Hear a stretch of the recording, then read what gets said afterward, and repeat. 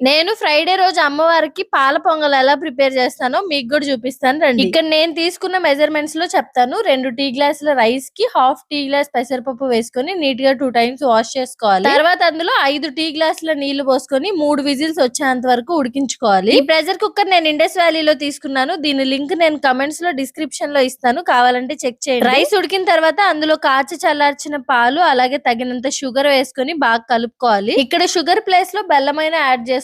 నేను పర్టికులర్ గా పాల పొంగలి అన్నప్పుడు మాత్రం షుగరే యాడ్ చేస్తాను. పొంగలి బాగా దగ్గర పడేంత వరకు ఉడికించుకొని అందులో ఒక హాఫ్ టీ స్పూన్ యాలకుల పొడి గాని లేదంటే 3-4 కచ్చాపచ్చగా దంచుకున్న యాలకులు గాని వేసి ఒక 3-4 మినిట్స్ ఉంచి స్టవ్ ఆఫ్ చేసేసుకోవడం. నార్మల్ గా పొంగలి చేసినప్పుడు పప్పు కూడా వండుతాం కదా, ఈ పొంగల్లో పెసరపప్పు కూడా యాడ్ చేస్తాం కాబట్టి మళ్ళీ సపరేట్ గా పప్పు చేసి పెట్టాల్సిన అవసరం కూడా లేదు నైవేద్యానికి. చివరిగా ఇందులో నేతిలో ఫ్రై చేసిన డ్రై ఫ్రూట్స్ కూడా వేసి ఒకసారి కలుపుకుంటే పాల పొంగలి రెడీ అయిపోయినట్టే. వీడియో నచ్చితే సబ్స్క్రైబ్.